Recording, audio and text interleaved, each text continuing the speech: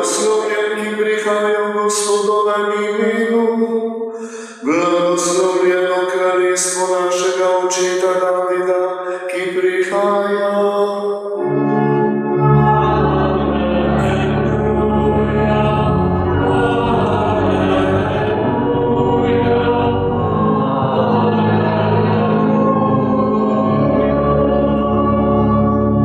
Gospod z vami.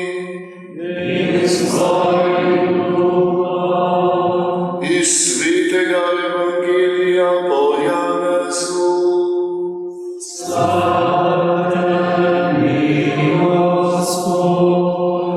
Tisti čas je Pilat rekel Jezusu: Si ti judovski kralj? Jezus mu je odgovoril: Praviš to sam od sebe, ali so ti drugi povedali o meni? Pilat je odvrnil: Sem mar Jud? Tvoj narod in veliki duhovniki so te izročili meni, kaj si storil? Jezus je odgovoril: Moje kraljestvo ni od tega sveta. Ko bi bilo moje kraljestvo od tega sveta, bi se moji služabniki bojevali, da ne bi bil izročen Judom, tudi moje kraljestvo ni od tod. Pilat mu je rekel: Torej si ti vendarle kralj? Jezus je odgovoril: Ti praviš, da sem kralj. Jaz sem zato rojen in sem prišel na svet zato, da pričujem za resnico. Kdor je iz resnice, posluša moj glas. Slišali smo Kristusov evangelij. Hvala tebi, Kristus. Jezus Kristus, kralj vesoljstva, kralj. Nam lahko ta beseda pomeni nekaj ali kaj drugega. Večinoma si ljudje pod kraljem predstavljajo mogočnega človeka v blišču, ki mu je vse pokorno in se mu prilizuje in tako dalje, ki živi v komoditeti, v blišču in v razkošju. Od takega kralja je Jezus zelo daleč. Jezus, kot je bil na svetu. Pa vendar, tisti, ki so ga napovedovali, so napovedovali njega tudi kot kralja, kot mogočnega, kot čudovitega.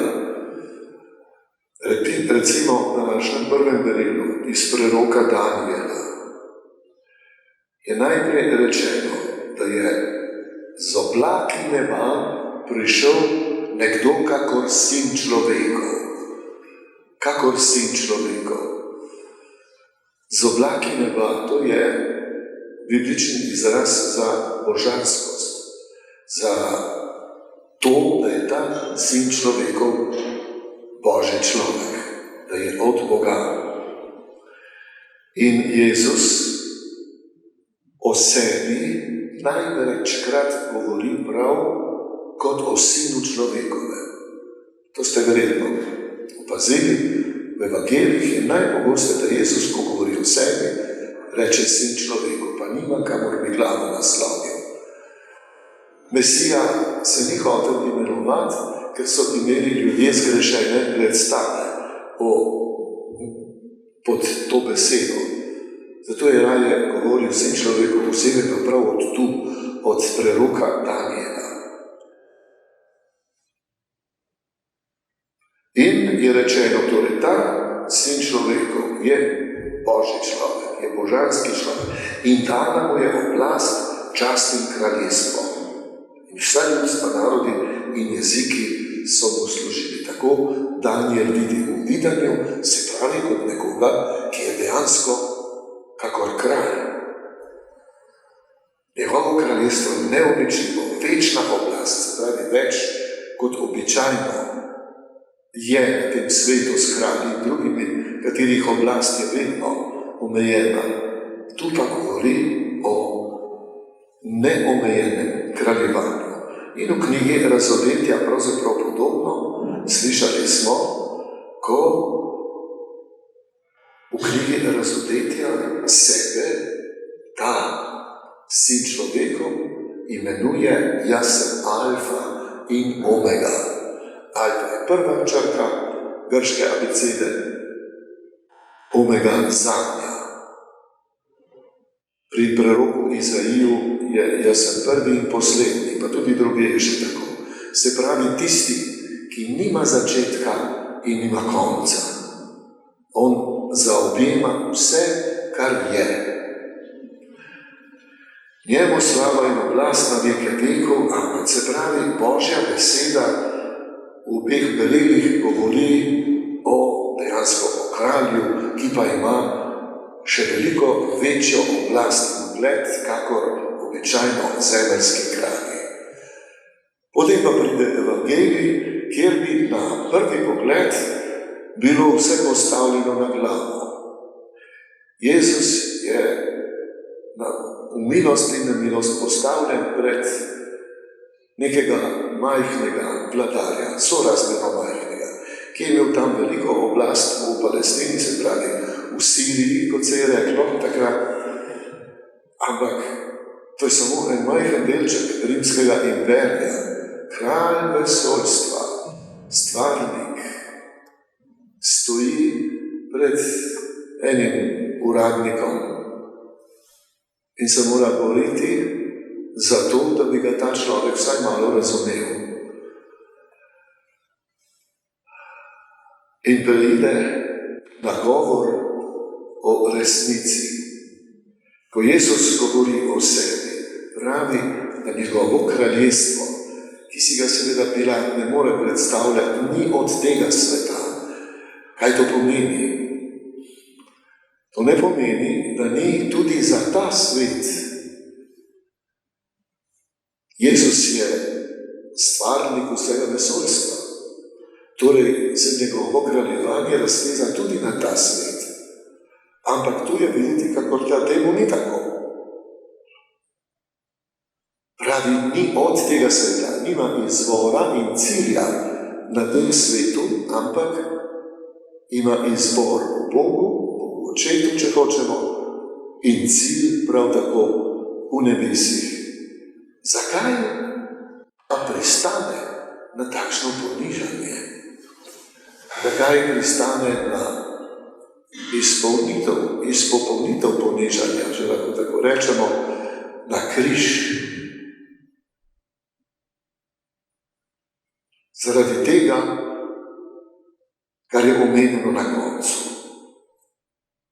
Ti praviš, da sem kralj, jaz sem zato rojen in sem prišel na svet zato, da spričam resnico, da pričujem za resnico. Jezus je zato rojen, ne rojen iz očeta. Jezus je večno druga Božja oseba, rojevana iz očeta, Boga očeta, ja.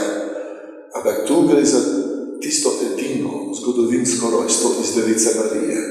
Jezus je zato prišel na svet, da bi sporočil ljudem resnico. Kakšno resnico? Ja, resnico o sebi in o človeku. Jezus o sebi pravi, da je resnica, jaz sem pot, resnica in življenje.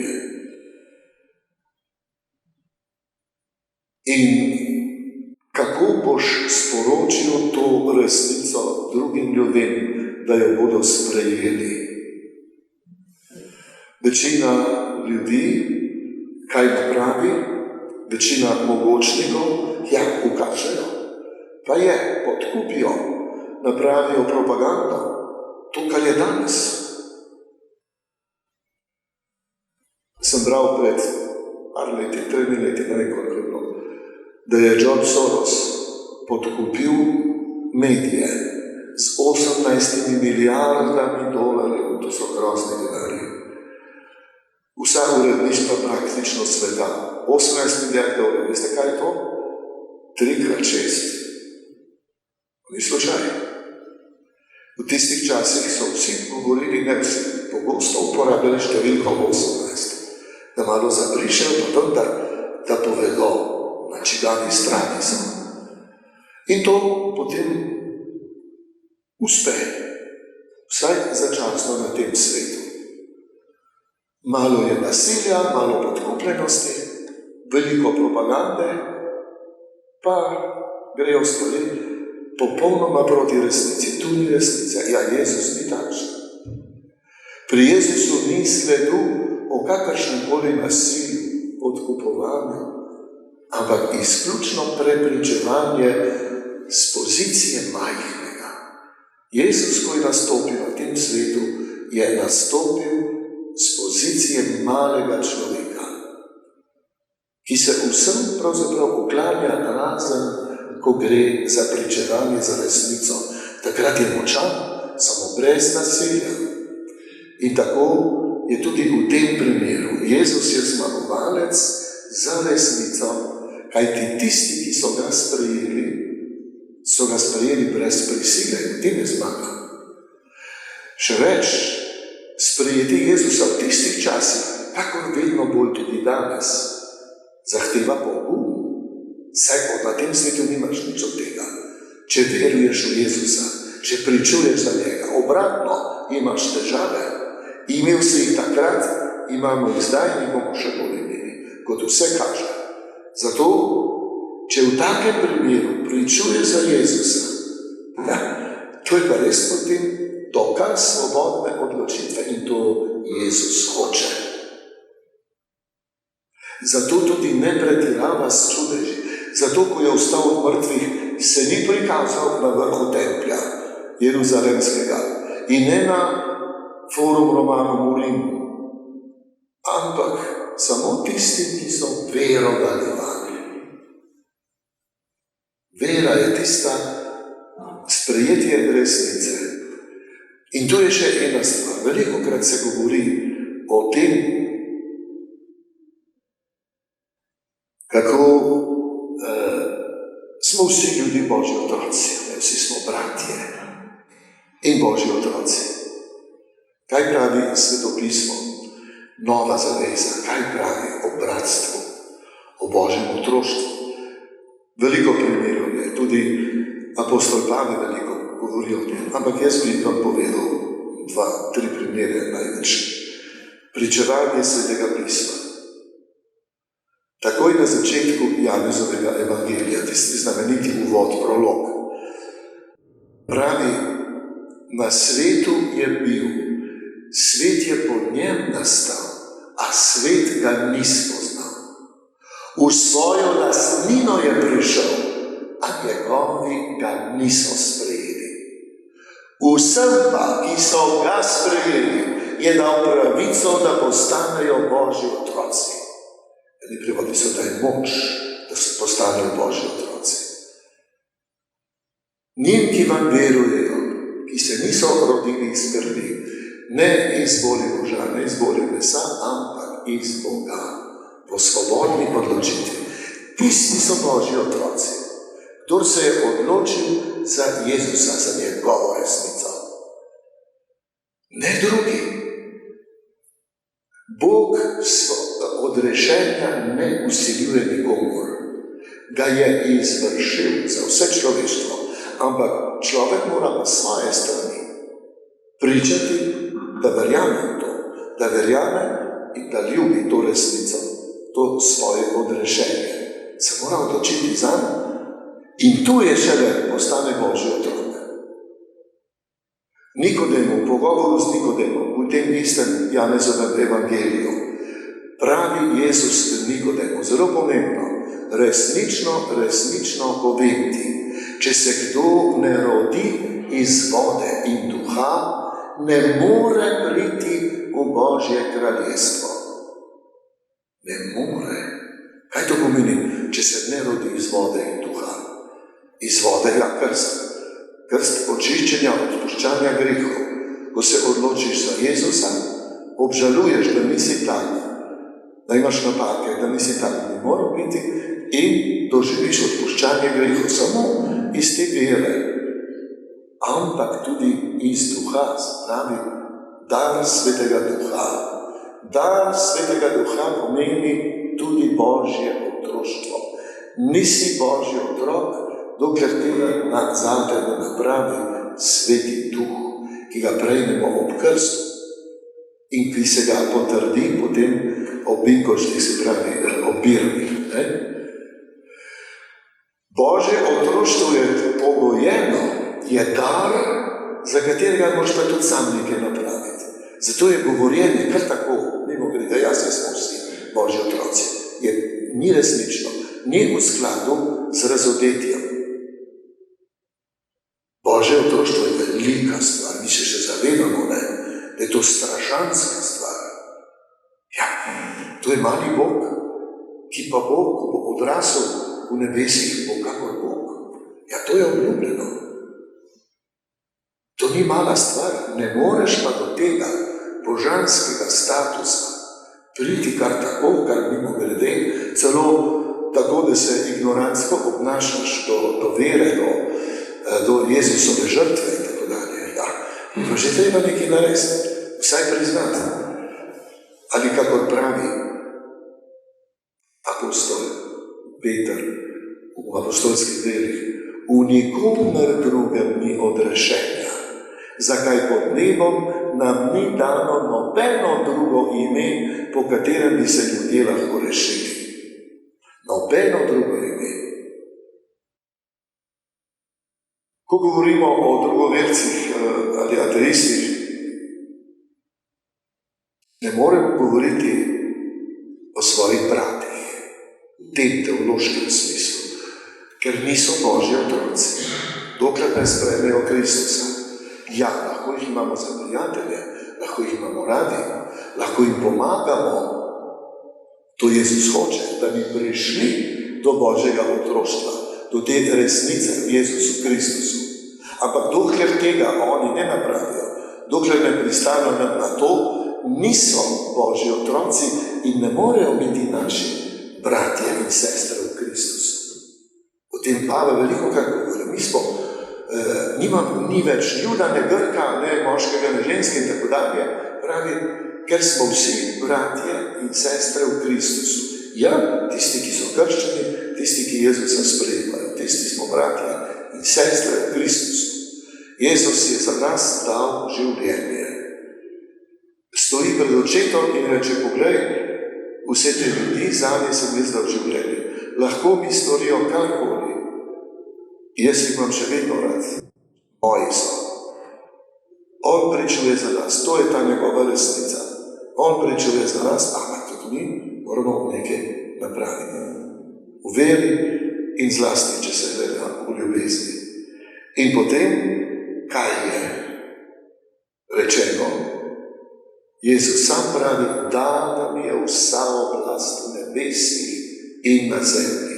On je tisti kralj, edini sodnik, ki bo sodil žive in mrtve, od prvega do zadnjega.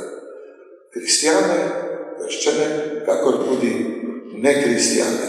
Ne vemo, kakšna bo ta sodba.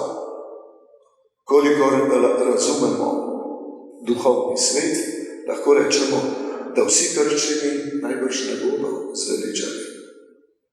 Marsikdo je samo na videz kristjan. Jezus pravi na drugem mestu, mnogi bodo hoteli vstopiti, pa ne bodo mogli. To je resno slavilo, to je v Lukovem evangeliju. Ker so ga vprašali Jezusa, ali je malo tistih, ki se bodo zveličali. Jezus je rekel, mnogi bodo hoteli vstopiti, pa ne bodo mogli, ker so ozka vrata. Prizadevajte si. Človek si mora prizadevati. Božanski status je vreden tega, da si prizadevaš. In Jezusova žrtva, Jezusova smrt na križu in stajenje je vredno tega, da se za to potrudimo. Jezus pravi, jaz sem svet premagal. Samo v Jezusu je ta zmaga. V nikomer drugem. Jezus je edini, ki nam zagotavlja prihodnost, večnost.